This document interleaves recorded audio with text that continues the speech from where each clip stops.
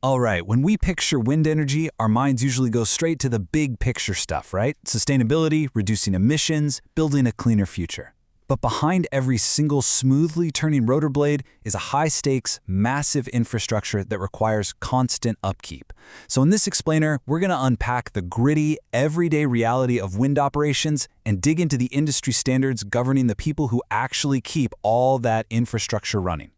It's really easy to look at a serene image of wind turbines on a distant hillside and totally forget about the reality of maintaining them.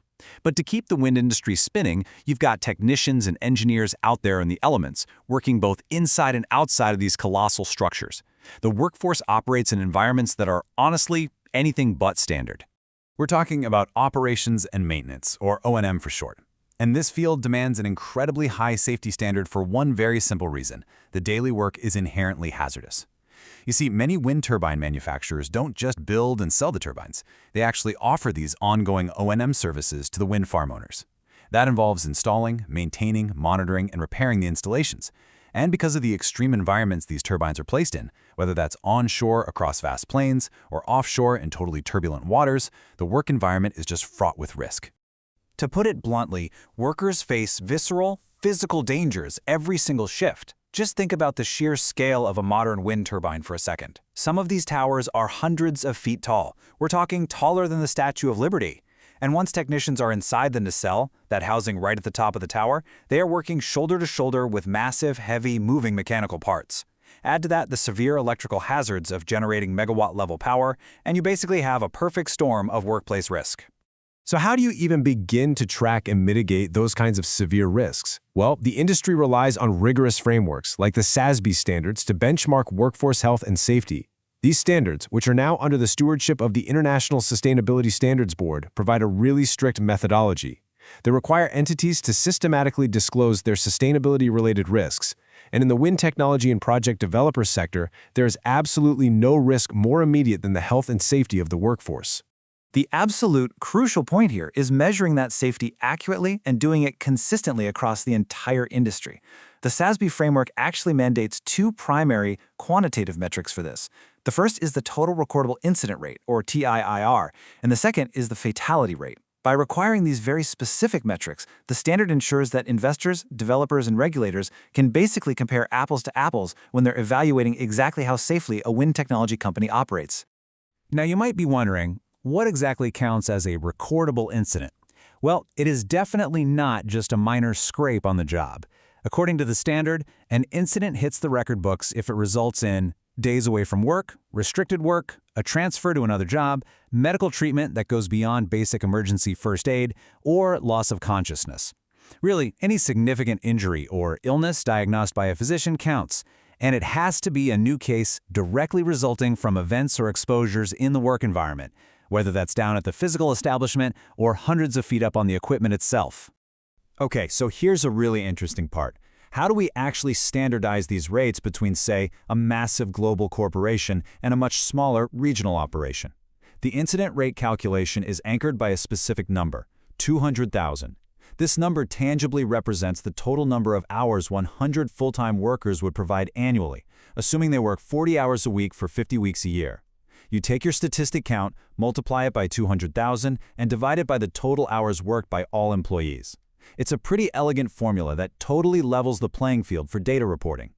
But here is where it gets really strict. Accountability extends to literally everyone on site, requiring tracking for both direct employees and contract workers. This is a critical distinction in the SASB standards. Direct employees are the individuals on the entity's actual payroll, full-time, part-time, seasonal, executive, you name it. But the reporting doesn't stop there. Entities also have to report on contract employees. These are folks who aren't on the payroll, but who the entity actively supervises or manages. That includes independent contractors and people hired through third-party temp agencies or labor brokers. Simply put, you cannot outsource your safety risks and hide the data. Maintaining this level of dual worker transparency isn't just a nice-to-have. It is a formalized, absolute requirement. The standard clearly dictates quantitative reporting for both TIIR and fatality rates, distinctly split between direct and contract employees. It's basically the blueprint for how entities must disclose their operational integrity to the world, making sure no part of the workforce is left out of the equation. Now let's step back for a second, because these are not just HR statistics we're talking about. A poor safety record directly damages an entity's reputation and actually decreases market demand for their products. The quality of operations and maintenance services is absolutely critical for the safety of the wind farm itself. When a company fails to protect its workers from those visceral physical hazards we talked about earlier, it signals a severe lack of operational control. And that lack of control, it reverberates throughout the entire market, directly impacting the demand for their wind turbines and their ongoing services. It creates this massive domino effect, and the financial implications are staggering. Think about it. It starts when a severe safety incident occurs. Let's say an electrical hazard is triggered. This immediately causes operational downtime because the site has to be secured and thoroughly investigated. That downtime, plus the accident itself, directly spikes insurance costs for the operators. Ultimately, these cascading failures increase the overall operating costs so much that it can literally cost a developer a highly competitive project tender. Because of all that, wind farm owners explicitly look at these service provider safety records when issuing requests for tender. When a developer is looking to build a new multi-million-dollar wind project, they are heavily scrutinizing the historical TIR and fatality rates of the technology manufacturers. A poor safety record isn't just a red flag, it's a complete disqualifier. Having the ability to safely execute O&M in these incredibly hazardous conditions is a fundamental competitive advantage in securing new business. The bottom line, and this is actually taken straight from the SASB standards themselves, is that, quote, entities that improve turbine and O&M safety may reduce operating costs and extraordinary expenses.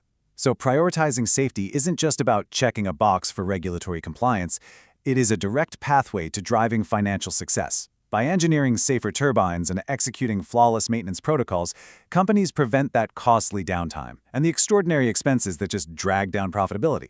So that leaves us with a really critical thought to wrap up this explainer today. What is the true cost of clean energy if we fail to protect the workers who risk absolutely everything to maintain it? We've seen how the standards demand total transparency and how those visceral physical hazards tie directly to market competitiveness and operating costs. As the wind industry continues to scale up globally to meet our energy needs, ensuring that the men and women at the top of those towers come down safely every single day isn't just a metric, it's the very foundation of a truly sustainable future.